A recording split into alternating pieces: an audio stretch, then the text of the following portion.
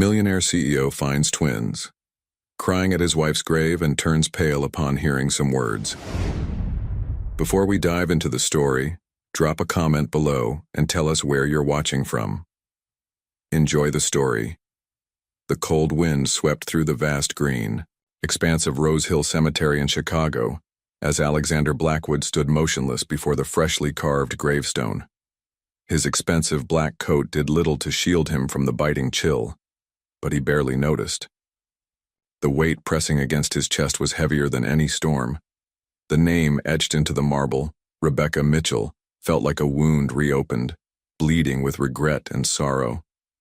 She had been gone for just a week, yet standing here, it still felt unreal. He had attended the funeral, watched her coffin being lowered into the ground, and yet something in him refused to accept that Rebecca, the woman he had once loved with all his heart, was now just a memory. Alexander was not a man who let emotions control him. As the CEO of a successful real estate empire, he had built his fortune on logic, sharp decision-making, and an unshakable will. But today, none of that mattered. Today he was just a man who had lost something irreplaceable. Their love had started like a dream in the bustling streets of New York. She was an artist, full of passion, life, and dreams that had no boundaries. He was already on his way to becoming a self-made millionaire, his life dictated by deadlines, deals, and numbers. Despite their differences, they had fallen for each other, a whirlwind romance that had defied logic and reason. But love alone was never enough. Their marriage had suffered under the weight of his ambition. Late nights at the office turned into missed anniversaries. Business meetings replaced weekend getaways. The love that once burned brightly between them dimmed with every broken promise. Every unanswered phone call, every lonely night she spent waiting for him to come home. Eventually, she stopped waiting. One day, she walked out of their shared Manhattan apartment, leaving only a note behind. "I loved you, but I couldn't wait forever." That was 5 years ago. He never tried to bring her back, not because he didn't love her, but because he believed he had already lost her. Now standing at her grave, the guilt was suffocating. "I'm sorry," he whispered, his voice breaking. "For everything."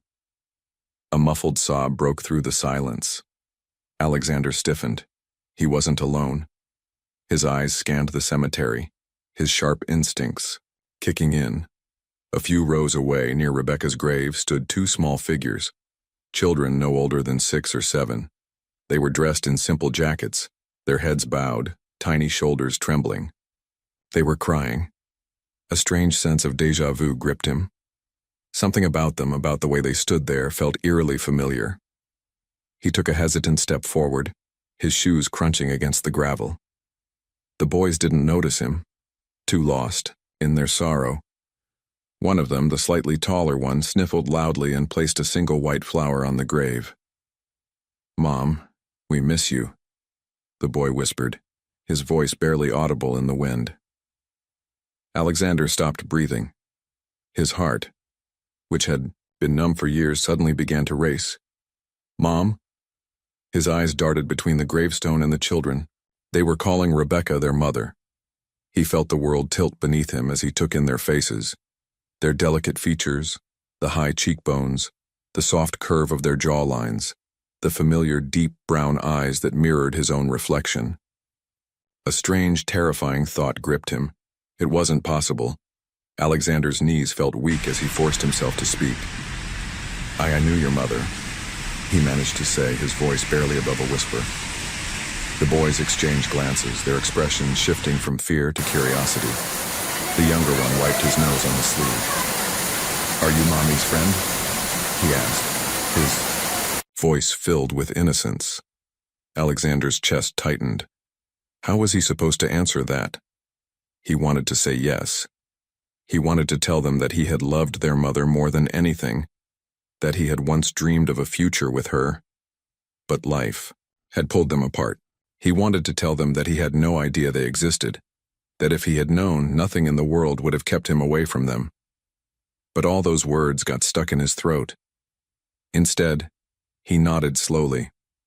The older boy narrowed his eyes. "Why didn't you come to her funeral?" he asked, his voice laced with suspicion. Alexander swallowed hard. He had been at the funeral, standing in the back, watching from a distance. He had felt like an outsider, like someone who had no right to mourn her after abandoning her all those years ago.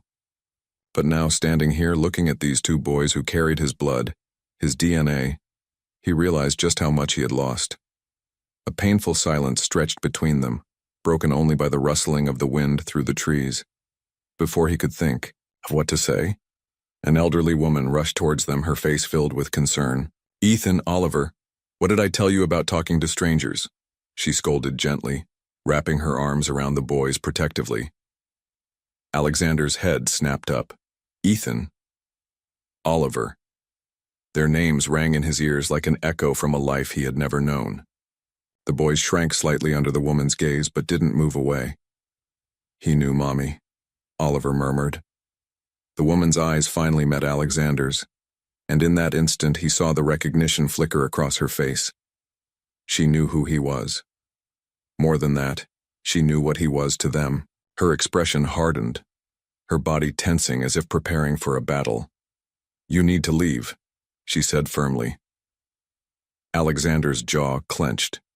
He had spent his entire life negotiating billion-dollar deals, bending powerful men to his will. But in this moment, he felt utterly powerless. He wasn't ready to leave. He needed answers. He needed to know his sons. But before he could say another word, the woman turned away, leading the boys toward the exit.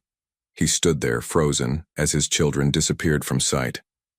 Alexander stood, motionless in the empty cemetery, his heart pounding as the boys and the elderly woman disappeared through the rusted iron gates of Rose Hill Cemetery. The chilling wind blew against his face, but he barely felt it. His mind was racing, flooded with a million questions, each one more painful than the last. How could Rebecca have kept this from him? Why hadn't she told him she was pregnant when she left? Did she hate him that much? Or had she simply believed he wouldn't care?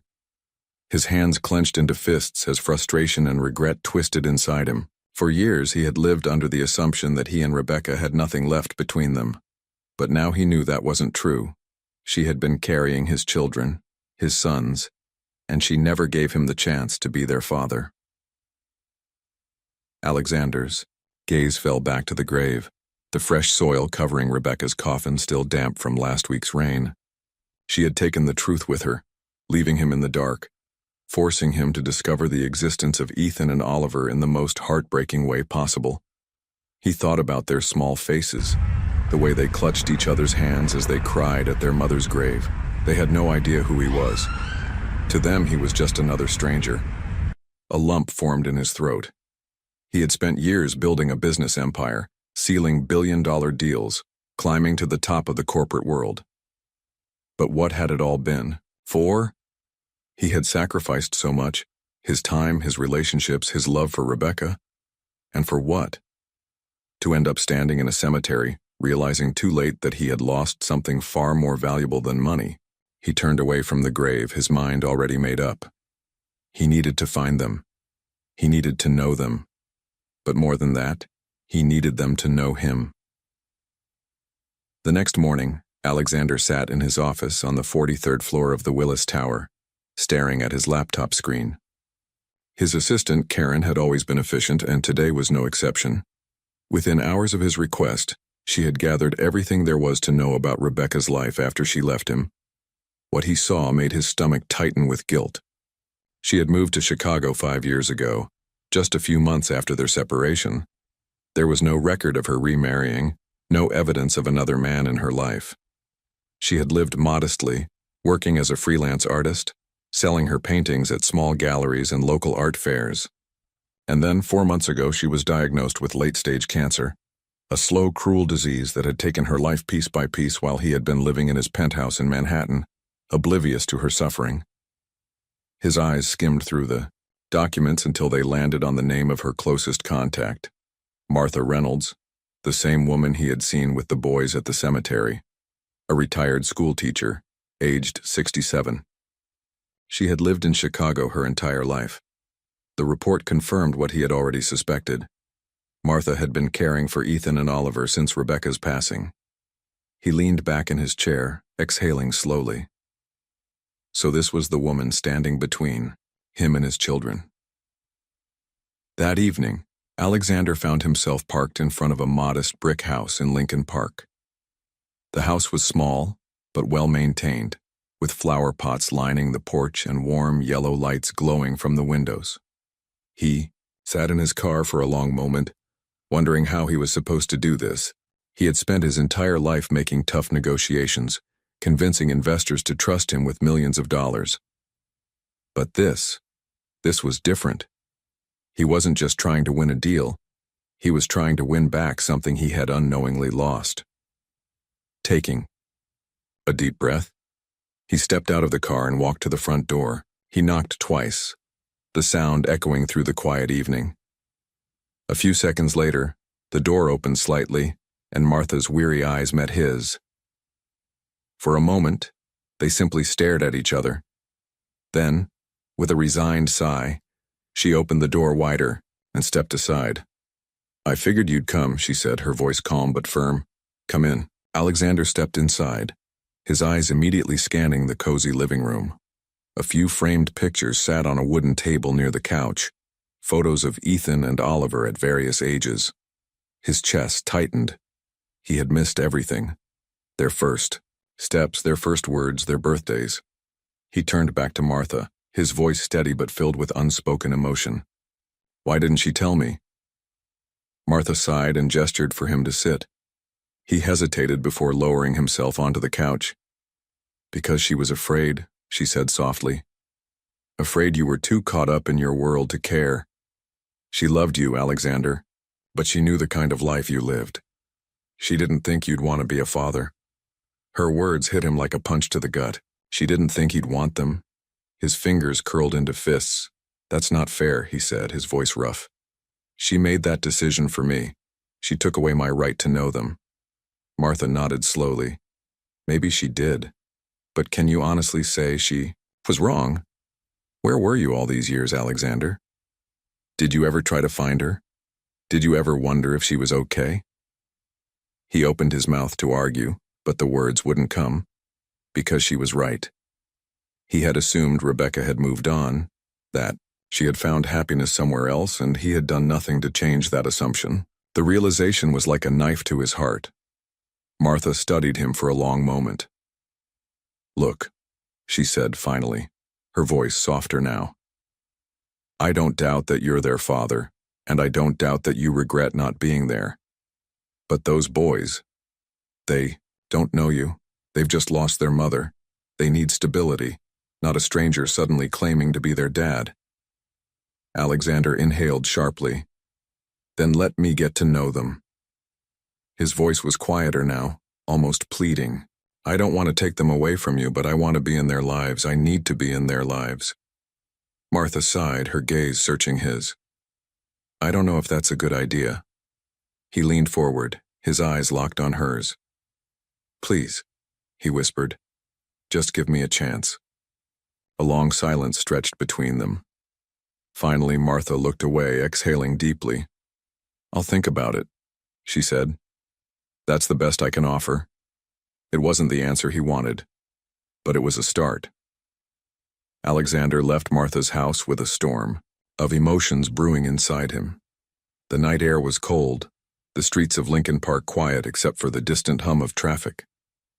He sat in his car, gripping the steering wheel, his mind replaying every word Martha had said. She had agreed to think about letting him see Ethan and Oliver, but what did that really mean? Would she ever truly trust him enough? He couldn't blame her for being cautious. He was a stranger to them, a man who had unknowingly abandoned his own children. His stomach twisted at the thought. How many times had Rebecca watched their sons grow, knowing that their father had no idea they even existed? Did she ever try to reach out, only to stop, herself? Or had she been too convinced that he wouldn't care? The more he thought about it, the heavier the guilt became. The next morning, Alexander found himself back at work, but his usual focus was gone. The financial reports, the pending mergers, none of it seemed to matter anymore. For the first time in years, he wasn't consumed by the empire he had built. Instead, he was consumed by the thought of two little boys who shared his blood but not his life. He tried to imagine them in their daily routine. Did they have a favorite TV show? What kind of toys did they play with? Were they picky eaters like he had been as a kid? The questions were endless, and the fact that he had no answers made him feel like an outsider in his own family. By midday, he couldn't take it anymore. He picked up his phone and dialed Martha's number. She answered after the third ring, her voice weary. "Alexander, I need to see them," he said without hesitation. "I don't care how, I just need a chance." There was silence on the other end, and for a moment, he thought she would refuse. Then she let out a sigh. "They don't know about you," she said. "I can't just tell them overnight that they have a father they never met." "I understand," he said quickly. "But let me be around, even if I have to be introduced as a friend at first. I just want to know them." Another pause. Then, to his surprise, Martha said, "Meet us at the park tomorrow afternoon. Millennium Park, by the Cloud Gate. We go there often." His breath caught. This was it. His chance. "Thank you," he said, the words barely enough to express what he felt. The next day, Alexander arrived early, dressed in casual jeans and a sweater, an unusual sight for a man always in tailored suits. He stood near the massive silver structure, known as the Bean, scanning the crowd. When he finally spotted them, his heart pounded. Ethan and Oliver were running ahead, their little faces filled with excitement. They looked so much like Rebecca. Their dark hair, the way they moved, it was all her. Martha walked behind them, keeping a close watch. But when she saw him, she gave a small nod, acknowledging his presence. Alexander forced himself to stay, calm as he approached. The boys were tossing a small football between them, laughing as they played. When the ball rolled toward him, he instinctively picked it up. Oliver, the smaller of the two, ran over. "Thanks," he said cheerfully, taking the ball from his hands. Alexander smiled, his chest tightening. "You've got a good throw," he said casually. Oliver grinned. "Ethan's better. He throws it really far." Alexander glanced at Ethan, who was watching, cautiously from a few feet away. There was curiosity in his eyes, but also hesitation. He knew this was the moment to tread carefully. "You both look like future quarterbacks," he said lightly. "Mind if I play for a bit?" Oliver nodded enthusiastically, and after a brief hesitation, Ethan shrugged. "Sure, I guess." For the next half hour, Alexander played catch with them, laughing, as they ran circles around him. It was surreal. These were his sons, and yet they had no idea. Martha watched from a bench nearby, her expression unreadable. After a while, the boys grew tired and plopped onto the grass. Alexander sat beside them, still catching his breath. "So do you guys come here a lot?" he asked. "Yeah," Ethan said, wiping sweat from his forehead. "Mom used to bring us here. She said it was her favorite place in the city." Alexander's throat tightened. Rebecca had brought them here. The thought made his chest ache. "She had good taste," he said softly. Oliver looked up at him. "Are you friends with Grandma?" He hesitated, then glanced at Martha, who was listening closely. "Something like that," he said carefully. "I knew your mom a long time ago." Ethan narrowed his eyes. "Really?" Alexander nodded, his heart pounding. "Yeah, she was amazing." A silence stretched between them before Ethan said quietly, "I miss her." Alexander's heart broke. He wanted to pull them both into his arms and tell them the truth. Tell them that he missed her too, that they weren't alone. But it was too soon. He had to earn their trust first. "She loved you both very much," he said instead. Oliver sighed, playing with the grass. "Yeah, she used to tell us stories at bedtime. I wish she was still here." Alexander swallowed hard. He couldn't change the past, but maybe, just maybe, he could be there for them now. As the sun began to set, Martha stood up. "Time to go, boys." They groaned in protest, but eventually got up. Oliver turned to Alexander. "Are you coming again?" Alexander looked at Martha, his heart in his throat. She studied him for a long moment before giving a small nod. "We'll see," she said. It wasn't a promise, but it was something. The meetings continued over the next few weeks. Alexander found excuses to see the boys, joining them at the park, watching their soccer games, even taking them for ice cream once with Martha's reluctant permission. Slowly, carefully, he was building a relationship with them, though they still had no idea who he really was. Ethan remained reserved, but his initial suspicion seemed to be fading. Oliver, on the other hand, had taken to Alexander almost immediately, always excited to see him, always full of stories to share. One sunny Saturday, Alexander took them to the Field Museum after getting Martha's approval. Oliver excitedly dragged him from exhibit to exhibit, while Ethan followed at a more measured pace, observing everything with quiet curiosity. They had just finished looking at the dinosaur fossils when Oliver turned to him and asked, "Why don't you have kids?" The question caught Alexander off guard.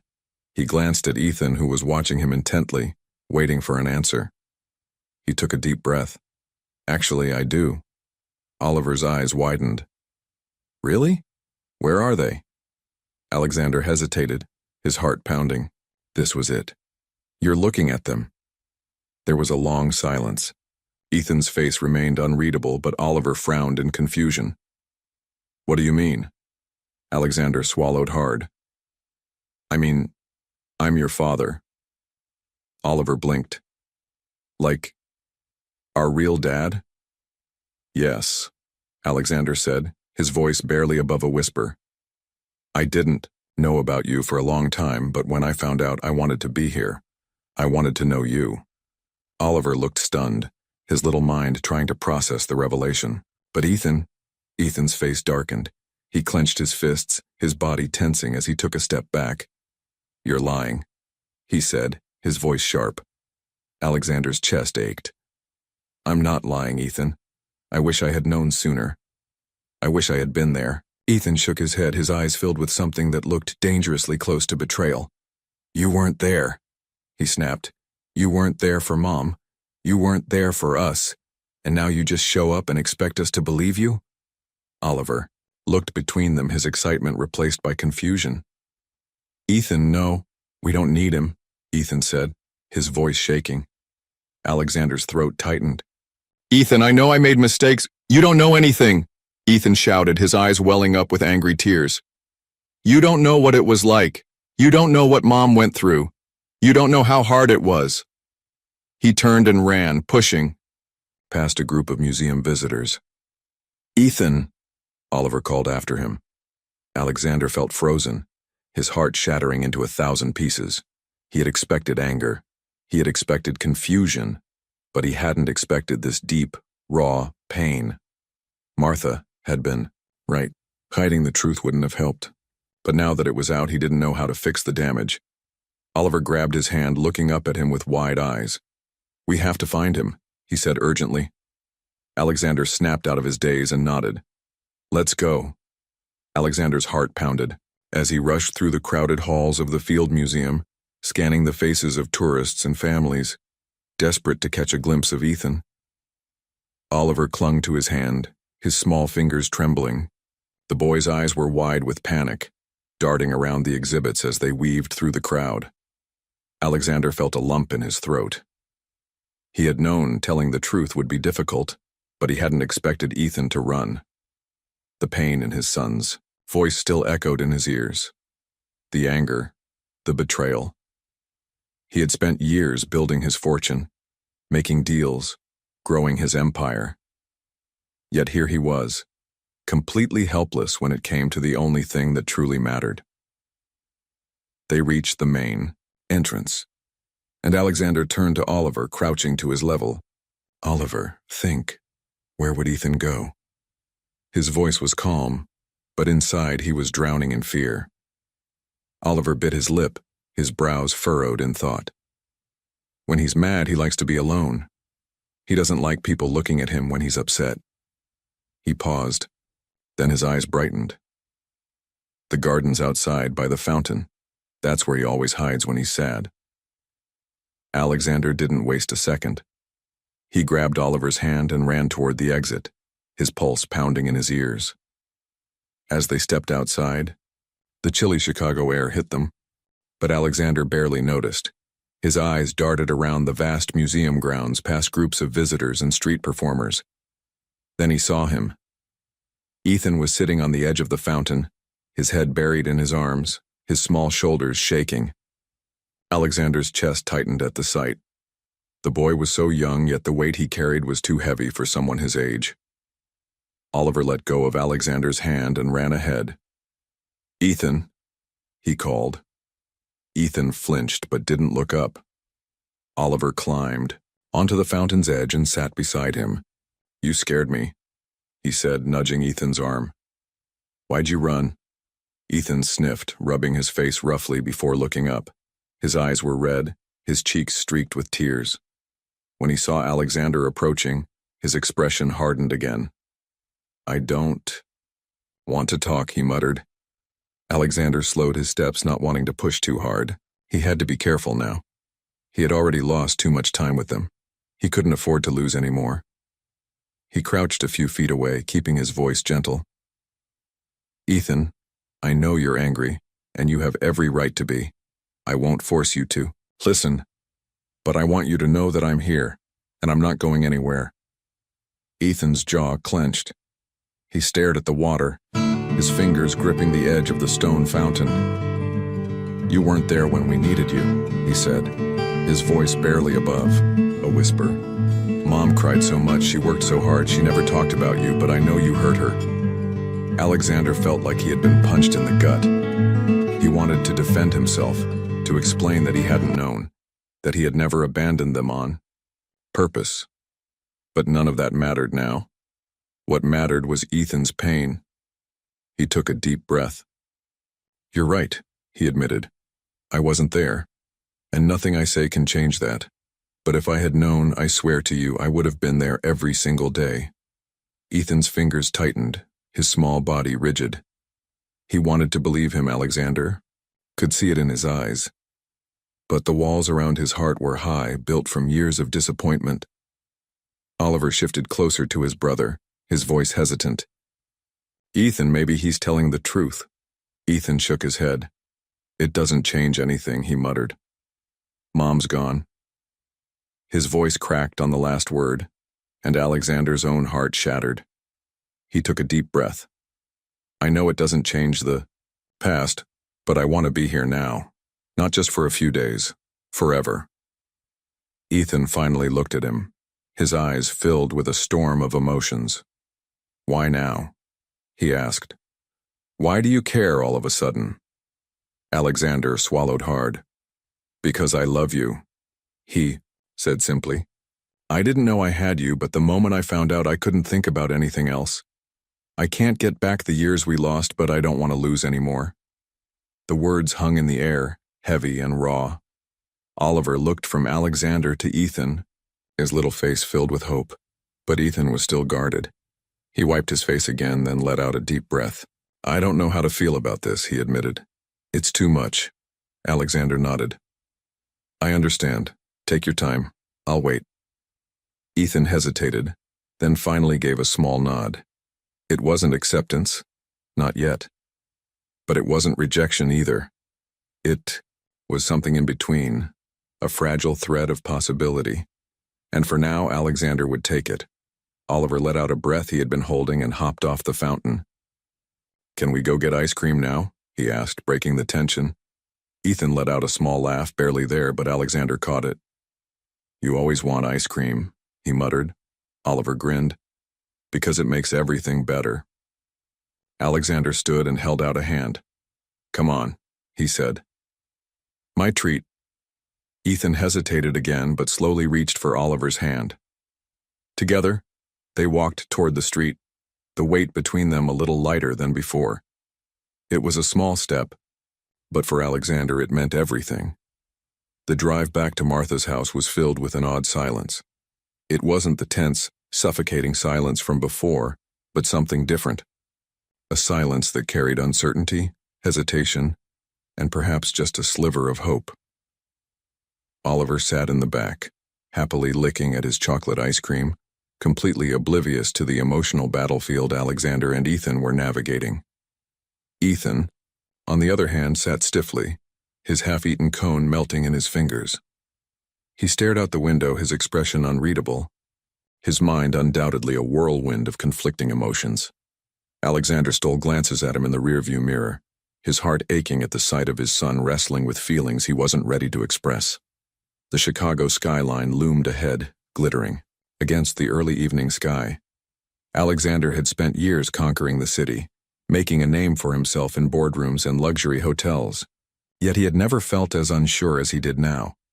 He had always been a man who thrived on control, on knowing his next move. But with Ethan, there was no roadmap, no strategy that could guarantee success. He could only hope that time and patience would help mend the damage of lost years. When they arrived at Martha's house, she was waiting on the porch, her face drawn with worry. She had called her after they found Ethan, but the brief conversation hadn't eased her concern.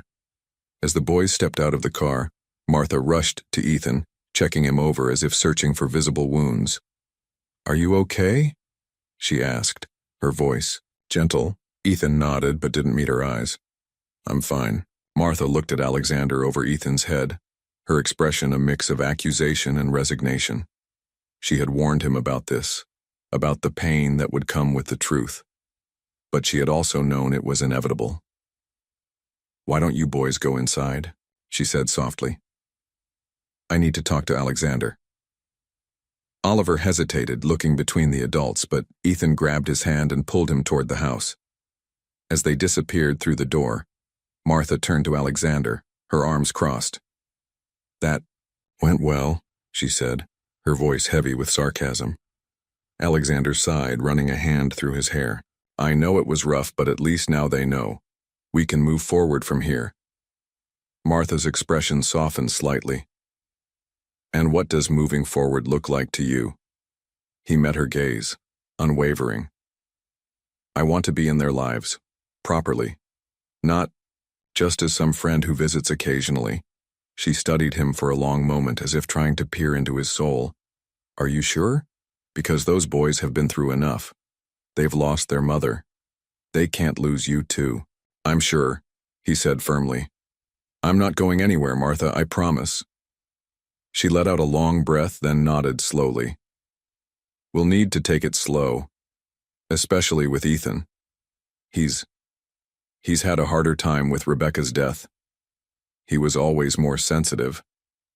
Alexander nodded, already mentally rearranging his life to accommodate his sons. Whatever they need, whatever it takes.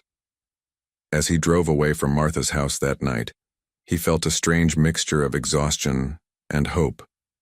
The day had been an emotional roller coaster, but underneath all the pain and confusion, there was a sense that somehow they would find their way through this.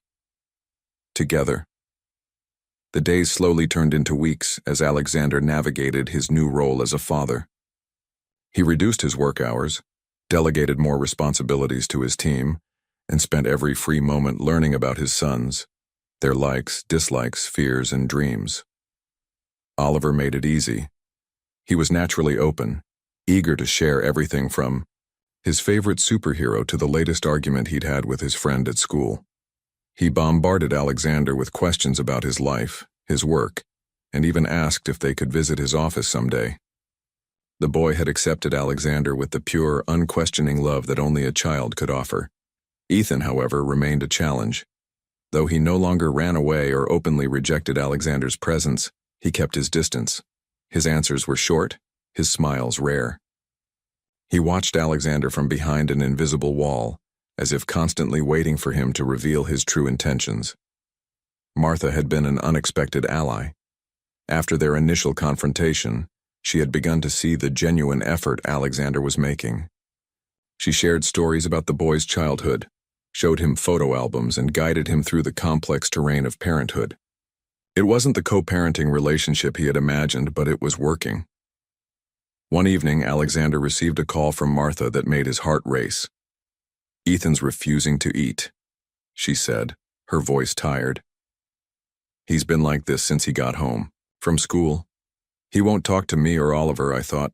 Maybe you could try. Alexander didn't hesitate. I'll be right there. When he arrived, Martha led him to Ethan's room. The boy was sitting on his bed, knees pulled up to his chest, staring at the wall. Alexander knocked gently on the open door. "Hey," he said softly. Ethan glanced at him but said nothing.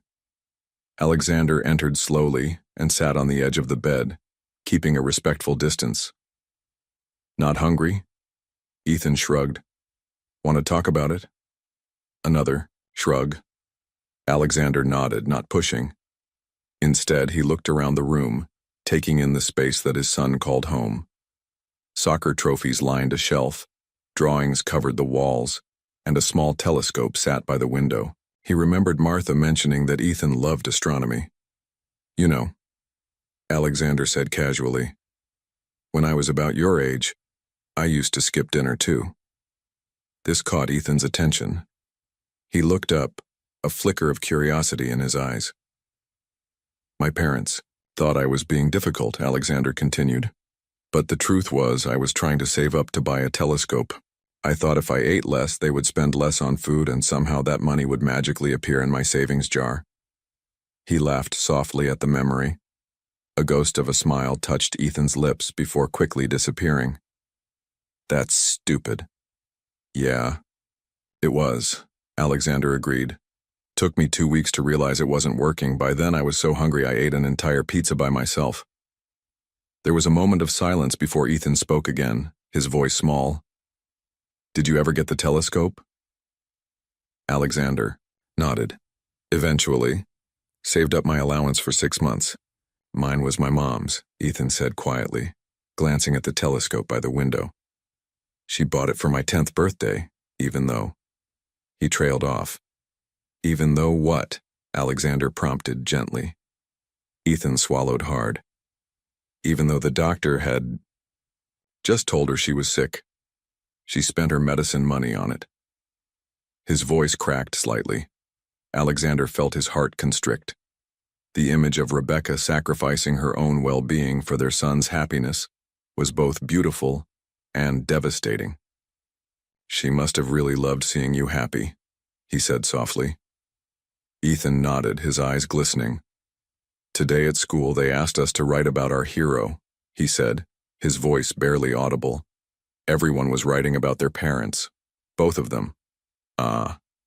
There it was, the source of the pain." "And you wrote about your mom," Alexander guessed. "Yeah." Ethan wiped his nose with his sleeve. "But Ms. Johnson asked why I didn't write about both parents, and Tommy Garcia laughed and said it's because I don't have a dad." The words hung in the air, heavy with unspoken hurt. Alexander's first instinct was to pull Ethan into his arms, to shield him from the cruelty of thoughtless words, but he knew Ethan wasn't ready for that. Instead, he said quietly, "You do have a dad, Ethan. I'm right here, and I'm not going anywhere." Ethan looked up at Alexander, his young face a battlefield of emotions, hope warring with doubt, the desire to believe fighting against years of disappointment. He opened his mouth as if to say something, then closed it again, turning away. "You say that now," he muttered finally. "I mean it," Alexander replied, his voice steady. "I know you have no reason to believe me yet, but I'm going to prove it to you, every day, for as long as it takes." Ethan didn't respond, but something in his posture softened slightly. It wasn't acceptance, but it was a crack in the wall he had built around himself. "So," Alexander said, changing tactics, "think you might be hungry after all?" After a moment's hesitation, Ethan nodded. Together they walked to the kitchen where Martha was putting away leftovers. Her eyes widened in surprise when she saw them, both, but she quickly recovered, pulling out plates without comment. As they ate dinner, Alexander noticed that while Ethan still wasn't talking much, he was listening. When Oliver chatted excitedly about a science project or Martha mentioned an upcoming school event, Ethan would glance at Alexander, watching his reactions, as if trying to gauge his level of interest in their lives. The next few weeks brought small incremental changes. Alexander took the boys to a baseball game, helped with homework over video calls, and made it a point to attend every soccer practice he could. Oliver reveled in the attention, but it was Ethan's gradual thawing that gave Alexander hope, until one Tuesday afternoon when everything threatened to unravel. Alexander was in a meeting when his phone buzzed with a text from Martha. Ethan's missing, not at school pickup. Oliver says they fought at lunch. His blood ran cold. He didn't bother excusing himself, just grabbed his coat and ran. The 30-minute drive to the school took him 18, running every red light, his heart pounding in his ears. Martha was waiting in the parking lot, her face drawn with worry. "I've called everyone, checked all his usual places," she said as soon as Alexander approached. "Nothing." "What was the fight about?" Alexander asked, trying to keep his voice level despite the panic rising in his throat. Oliver said some kids were teasing them about you, about suddenly having a rich dad. Ethan got angry, told Oliver to stop pretending everything was perfect. Alexander closed his eyes briefly, guilt washing over him. Even now, his presence in their lives was causing pain. "I think I know where he might be," he said suddenly, remembering something from weeks ago. "The fountain at the museum." They split, up to search, Martha taking Oliver to check local parks while Alexander headed downtown. The traffic was merciless, each red light an eternity. By the time he reached the museum, dusk was settling over the city, casting long shadows across the grounds. The fountain area was nearly empty, just a few tourists taking photos of the fading light on the water. No sign of Ethan. Alexander's hope plummeted, replaced by a gnawing fear. Where else could he be? Then he spotted him, not by the fountain but sitting on a bench near the lake, a small figure hunched against the growing cold, a backpack clutched to his chest. Ethan looked up at Alexander, his young face a battlefield of emotions, hope warring with doubt, the desire to believe fighting against years of disappointment. He opened his mouth as if to say something, then closed it again, turning away. "You say that now," he muttered finally. "I mean it," Alexander replied, his voice steady. "I know you have no reason to believe me yet, but I'm going to prove it to you every day for as long as it takes." Ethan didn't respond, but something in his posture softened slightly. It wasn't acceptance, but it was a crack in the wall he had built around himself. "So," Alexander said, changing tactics, "think you might be hungry after all?" After a moment's hesitation, Ethan nodded. Together they walked to the kitchen where Martha was putting away leftovers. Her eyes widened in surprise when she saw them both, but she quickly recovered, pulling out plates without comment. As they ate dinner, Alexander noticed that while Ethan still wasn't talking much, he was listening. When Oliver chatted excitedly about a science project or Martha mentioned an upcoming school event, Ethan would glance at Alexander, watching his reactions, as if trying to gauge his level of interest in their lives. The next few weeks brought small, incremental changes. Alexander took the boys to a baseball game, helped with homework over video calls, and made it a point to attend every soccer practice he could. Oliver reveled in the attention, but it was Ethan's gradual thawing that gave Alexander hope, until one Tuesday afternoon when everything threatened to unravel. Alexander was in a meeting when his phone buzzed with a text from Martha. "Ethan's missing. Not at school pickup. Oliver says they fought at lunch." His blood ran cold. He didn't bother excusing himself, just grabbed his coat and ran. The 30-minute drive to the school took him 18, running every red light, his heart pounding in his ears. Martha was waiting in the parking lot, her face drawn with worry. "I've called everyone, checked all his usual places," she said as soon as Alexander approached. "Nothing." "What was the fight about?"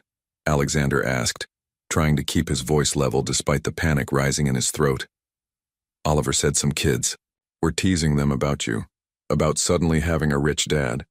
Ethan got angry, told Oliver to stop pretending everything was perfect. Alexander closed his eyes briefly, guilt washing over him. Even now, his presence in their lives was causing pain. I think I know where he might be, he said suddenly, remembering something from weeks ago. The fountain at the museum. They split, up to search, Martha taking Oliver to check local parks while Alexander headed downtown. The traffic was merciless, each red light an eternity. By the time he reached the museum, dusk was settling over the city, casting long shadows across the grounds. The fountain area was nearly empty. Just a few tourists taking photos of the fading light on the water. No sign of Ethan. Alexander's hope plummeted, replaced by a gnawing fear. Where else could he be? Then he spotted him. Not by the fountain, but sitting on a bench near the lake. A small figure hunched against the growing cold, a backpack clutched to his chest. Relief flooded Alexander so intensely he nearly staggered. He approached slowly, not wanting to startle the boy or send him running again. "This seat taken?" he asked quietly, gesturing to the empty space on the bench. Ethan looked up, surprised but not alarmed. "How did you find me?" "I remembered you. Like it here," Alexander said simply, sitting down. "Your mom brought you here." Ethan nodded, looking out at the water. "She used to say the lake was like life, sometimes calm, sometimes stormy, but always beautiful if you looked hard enough." Alexander smiled sadly. She was a wise woman. They sat in silence for a moment, watching the gentle waves lapping against the shore. "Were you planning to come back?"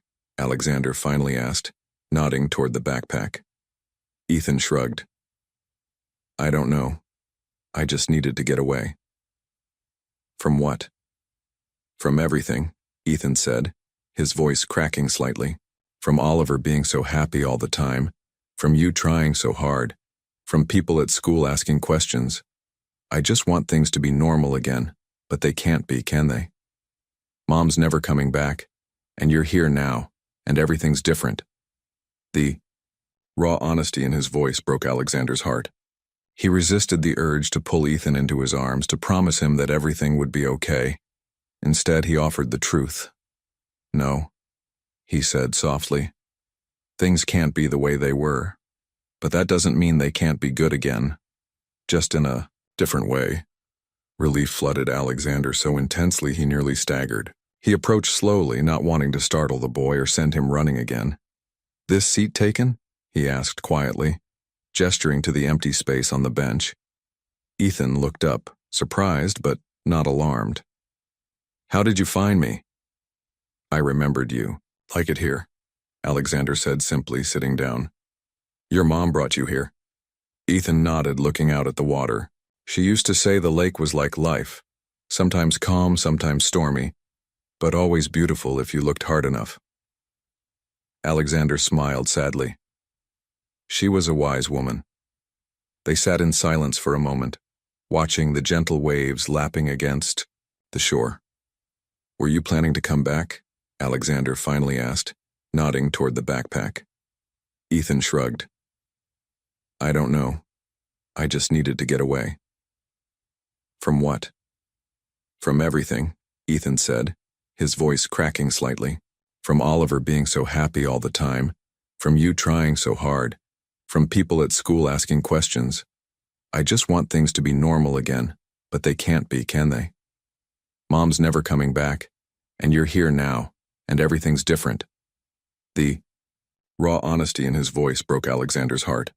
He resisted the urge to pull Ethan into his arms to promise him that everything would be okay. Instead, he offered the truth. "No," he said softly. "Things can't be the way they were, but that doesn't mean they can't be good again, just in a different way." Ethan stared at the water, his young face thoughtful. "Did you really love her?" he asked suddenly. Alexander took a deep breath, memories washing over him like the waves on the shore. "Yes," he said softly. "Very much." "Then why did you leave her?" The question pierced Alexander's heart. He could have given a simplified answer, something easier for a child to understand. But Ethan deserved the truth. "I didn't leave her," he said. "She left me, and she had every right to." He paused, gathering his thoughts. I was so focused on building my business, on being successful, that I forgot what really mattered. I missed dinners, birthdays, anniversaries. I was there physically, but my mind was always somewhere else. Eventually, she couldn't take it anymore.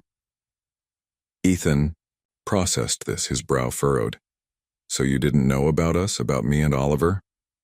No, Alexander said, the word heavy with regret. If I had known, I would have been there. I would have changed everything. Ethan picked at a loose thread on his jacket. Mom used to look at old pictures sometimes. When she thought we were asleep, she'd cry. Alexander closed his eyes briefly, the image too painful to bear. I'm sorry, he whispered. She wasn't always sad, Ethan continued, as if needing Alexander to understand. She'd laugh a lot, especially when Oliver did something silly. And she never missed our games, even when she was really sick. Alexander smiled sadly. She sounds like an amazing mother. She was, Ethan said softly. Then after a pause, she kept your pictures. Alexander looked at him, surprised. She did? Ethan nodded. In a box under her bed. I found them once. She didn't know I saw. The revelation hit Alexander with unexpected force. All these years, he had assumed Rebecca had erased him completely from her life. But she had kept remnants. Memories of what they once had, I think. Ethan hesitated, choosing his words carefully. I think maybe she still loved you too. Alexander's throat tightened with emotion. He didn't trust himself to speak. They sat in silence for a while, the city lights beginning to reflect on the water as darkness fell. Finally, Alexander checked his watch. We should get back. Martha and Oliver are worried sick. Ethan nodded, standing up. As they walked to the car, he didn't pull away when Alexander placed a gentle hand on his shoulder. The drive back was quiet, but not uncomfortable. Ethan stared out the window, lost in thought. When they were almost at Martha's house, he spoke. I don't hate you, he said quietly. I thought I did, but I don't. Alexander gripped the steering wheel tighter, emotion threatening to overwhelm him. That's a start, he managed to say. Martha and Oliver were waiting on the porch, relief washing over their faces as Ethan stepped out of the car. Oliver ran to his brother, punching him lightly on the arm before hugging him fiercely. Don't ever do that again, stupid, he muttered. Ethan rolled his eyes but returned the hug. Martha embraced him next, holding him tight before stepping back, to examine him as if ensuring he was really okay. I'm sorry, Ethan said, his eyes on the ground. Martha sighed, ruffling his hair. Let's get you inside. You must be starving. As they turned to go in, Ethan paused, looking back at Alexander, who was still standing by the car. Are you coming? He asked. Such a simple question, yet it meant everything. Alexander nodded, his heart lightening for the first time in what felt like years. Inside, Martha heated up dinner while the boys washed up. When they all gathered around the table, there was a new feeling in the air, something tentative but hopeful. Oliver chattered away as usual, but Ethan was different. He still wasn't talking much, but the wall around him had lowered. Once, he even looked directly at Alexander and smiled. A brief, fleeting thing, but real. Later, as Alexander was leaving, Ethan walked him to the door. You're coming to our game on Saturday, right? He asked, trying to sound casual. Wouldn't miss it, Alexander replied. Ethan nodded, satisfied. Good. It wasn't forgiveness, not yet. It wasn't the kind of warm, open relationship Alexander dreamed of having with his sons. But it was a beginning, and for now that was enough. 2 weeks after the runaway incident, Alexander found himself sitting in an uncomfortable folding chair in the school auditorium, a printed program clutched in his hand. The elementary school's annual spring production was a big event, according to Martha, who sat beside him wearing her Sunday best. Oliver has been practicing his lines nonstop, she whispered as they waited for the show to begin. He's only got 2 scenes, but you'd think he was the star the way he's been carrying on. Alexander smiled, a warm feeling spreading through his chest. These were the moments he had missed, the ordinary, everyday milestones that made up a childhood. He glanced down at the program, finding Oliver's name listed as townsperson number 3 and Ethan's as stage crew. "Ethan didn't want to be in it?" he asked. Martha shook her head. "Never has. He prefers working behind the scenes. He helps with the sets and the lighting. Says he gets too nervous in front of crowds." Alexander nodded, filing away this new piece of information about his son. Every day he learned something new. Ethan's preference for chocolate over vanilla, his fear of heights, his talent for drawing. Each detail was precious, a small piece of the puzzle he was slowly assembling. The lights dimmed, and a hush fell over the audience. The principal stepped onto the stage to welcome everyone, but Alexander was barely listening. His eyes were scanning the wings where he spotted Ethan dressed in all black, headset on, intently focused on whatever task he had been assigned. The play itself was a charming mess of forgotten lines, backdrop, mishaps, and earnest performances. When Oliver made his entrance, face-painted, shouting his 2 lines with such enthusiasm that some parents chuckled, Alexander felt an unexpected surge of pride. That was his son up there, embodying the fearlessness of childhood that Alexander himself had forgotten somewhere along the way. Halfway through the first act, Alexander noticed Ethan making hand signals to someone in the lighting booth. The boy moved with confidence, completely in his element. Alexander realized he was watching a different side of Ethan, not the guarded, hurt child he usually saw, but a capable young person with skills and passions of his own. When the play ended and the lights came up, the audience applauded as the children took their bows. Even from a distance, Alexander could see Oliver beaming, his eyes searching the crowd until he spotted Alexander and Martha. He waved enthusiastically, and Alexander waved back, smiling broadly. As the crowd began to disperse, they made their way to the side of the stage where the children were gathered. Oliver bounded over, still in costume, his face paint smudged. "Did you see me? Did you hear my lines? I said them just like we practiced," he exclaimed. "You were fantastic," Alexander assured him, resisting the urge to wipe a smear of paint from the boy's chin. A natural talent. Oliver grinned, then turned as Ethan approached, headset now hanging around his neck. "The lights were messed up in the forest scene," he said to Oliver, then glanced at Alexander and Martha. "But I fixed it. Nobody noticed." "I was watching you work," Alexander said. "You seemed to know exactly what you were doing."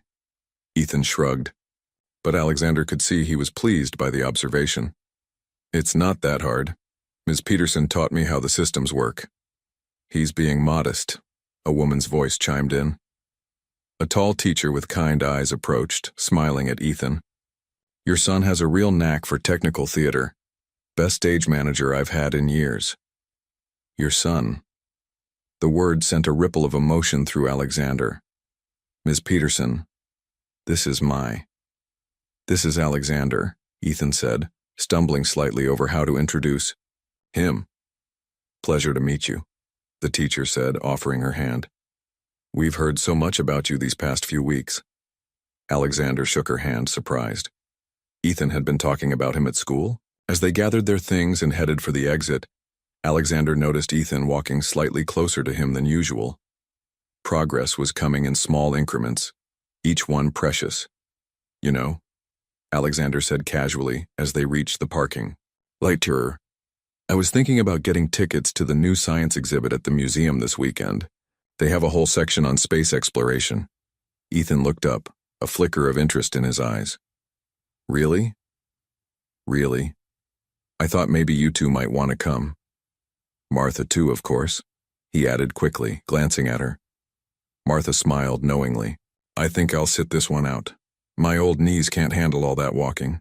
But you boys go ahead." Oliver bounced excitedly. "Can we? Please?" Ethan hesitated, then nodded. "Yeah, that sounds cool." Alexander smiled, trying not to show just how much that simple acceptance meant to him. "Great, it's a date." As he drove home that night, he found himself replaying the evening in his mind. Oliver's enthusiastic performance, Ethan's quiet competence, the way both boys had looked at him with something that, if not quite love, was at least no longer suspicion. For the first time since discovering he was a father, Alexander began to believe that they might actually become a family. The Willis Tower stood like a sentinel against the Chicago skyline, its black exterior reflecting the morning sun. Alexander led his sons through the impressive lobby, nodding at security guards who looked momentarily surprised to see him with children in tow. "You work all the way up there?"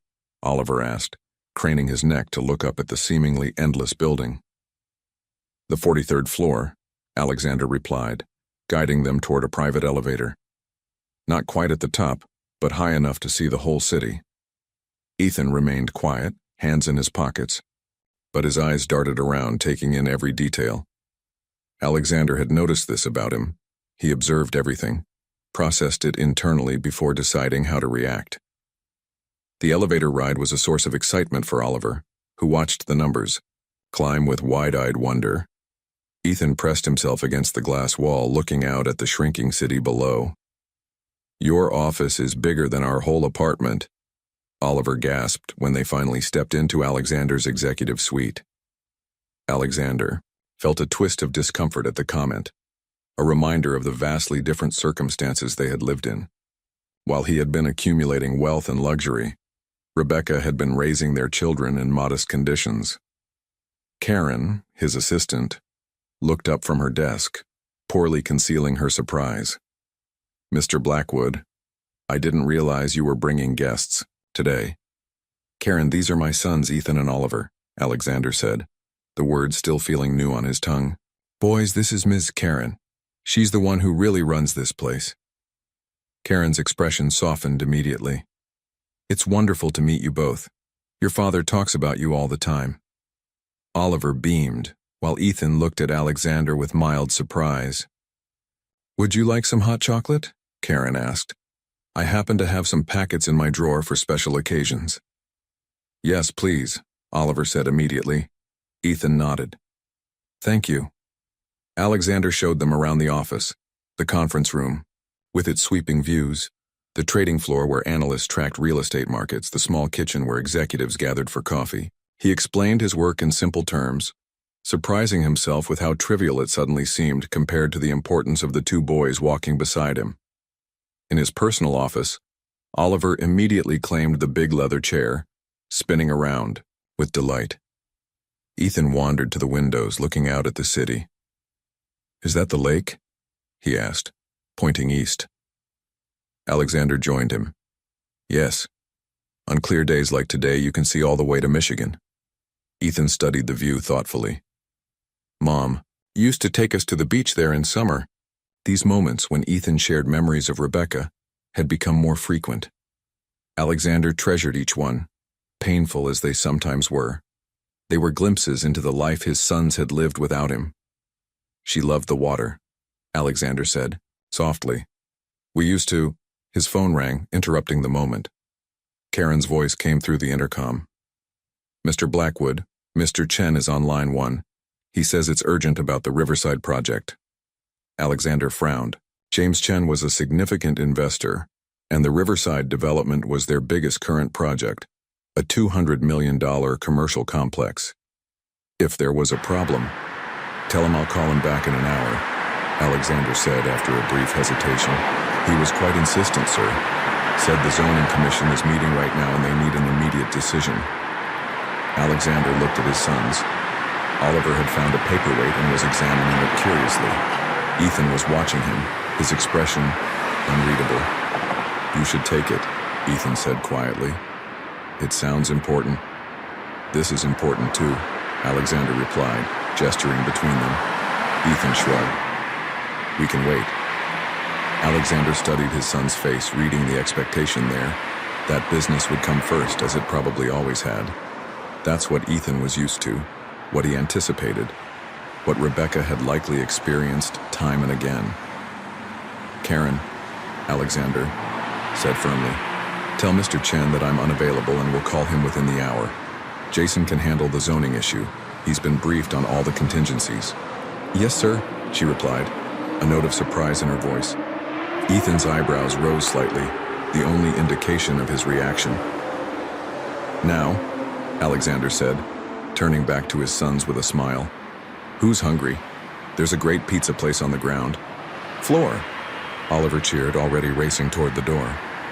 Ethan lingered for a moment, his gaze moving from the phone to Alexander.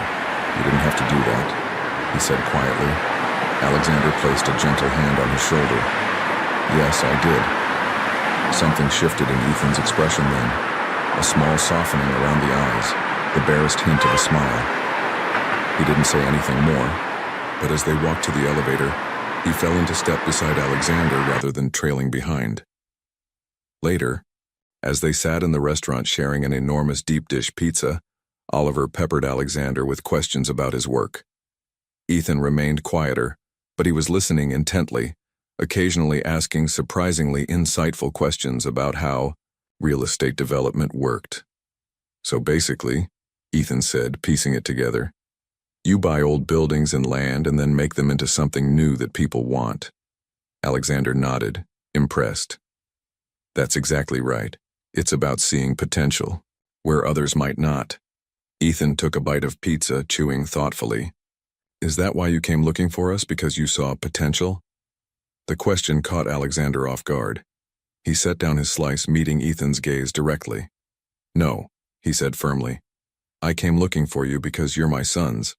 Because from the moment I knew you existed, nothing else mattered as much." Alexander stood in his apartment kitchen, a recipe for chocolate cake open on his tablet, flour dusting his usually immaculate countertops. Martha had mentioned casually that the boy's birthday was approaching, their first without Rebecca, and the realization had hit him like a physical blow.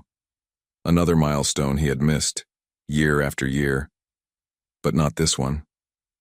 This time, he would be there.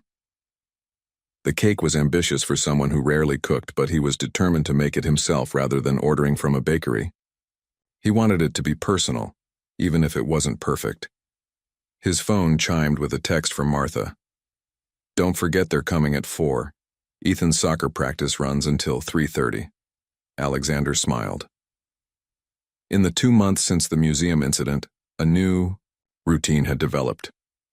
The boys still lived with Martha, but they spent weekends and several evenings a week with him. It wasn't ideal, but it was working. A gradual transition that gave everyone time to adjust.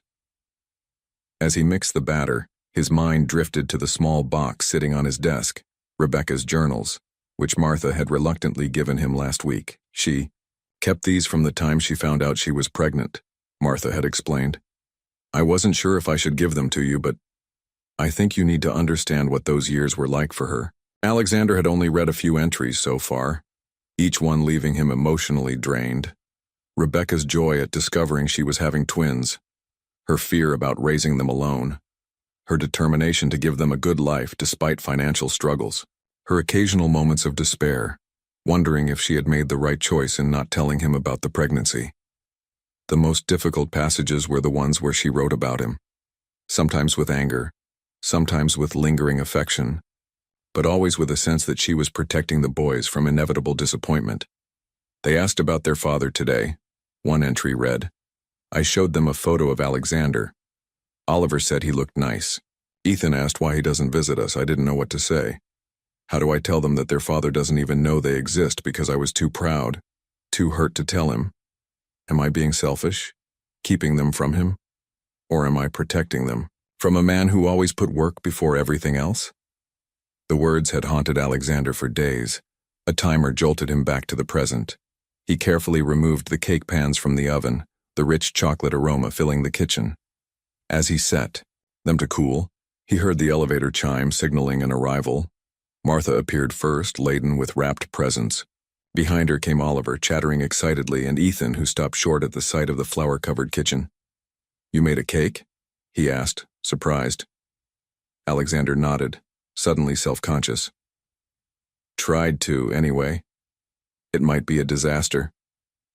Ethan approached the counter, inspecting the cooling cakes with a critical eye. "Mom always made chocolate cake for our birthday, too." "I know," Alexander said softly. "Martha told me it was your favorite." Oliver was already exploring the apartment, looking for hidden presents. "Where are the gifts?" he called from the living room. Patience, Martha admonished, though her eyes twinkled. Let's have cake first. The afternoon unfolded in a way Alexander could never have imagined a few months ago. The four of them around his dining table singing happy birthday, the boys blowing out candles and opening presents. The cake was lopsided but delicious, and Oliver declared it almost as good as Mom's. As the celebration wound down, Alexander cleared his throat nervously. I have one more thing for you both, he said, retrieving a small wrapped package from his office. The boys exchanged curious glances as he placed it on the table. What is it? Oliver asked, always the first to speak. Alexander hesitated. It's something I found in your mother's things. Something I think she would want you to have now. Ethan's expression grew serious as he carefully unwrapped the package, revealing a small wooden box with their names carved on top. Inside were two identical watches, simple but elegant timepieces with brown leather straps. I don't understand, Ethan said, looking confused. Alexander took a deep breath. Your mother bought these for you for this birthday. She had them engraved and everything. He gently turned one over to show the inscription on the back. Time reveals who truly stays. Love always, Mom. Oliver's eyes widened. How did you know? She wrote about it, Alexander explained. In her journal. She bought them months ago before she got too sick. She wanted you to have them when you turned 13.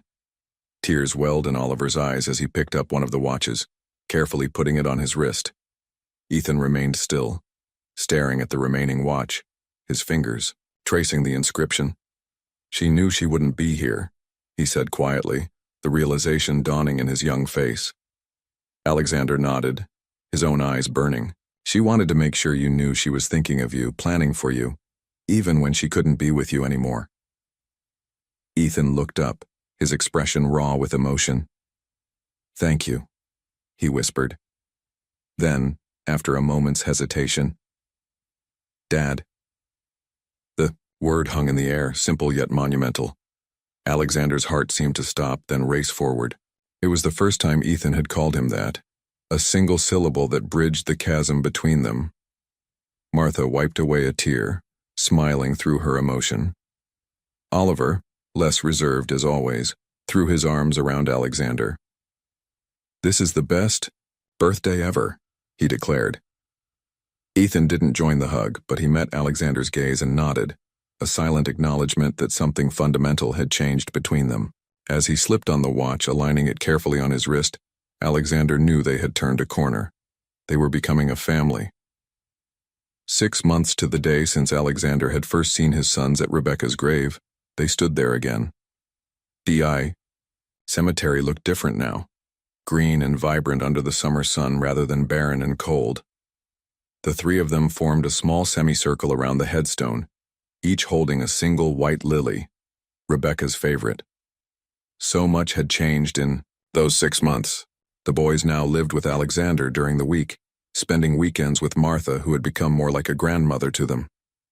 His sprawling penthouse, once a showcase of solitary success, now bore evidence of teenage occupation, sports equipment, scattered in corners, textbooks on the coffee table, family photos replacing abstract art on the walls.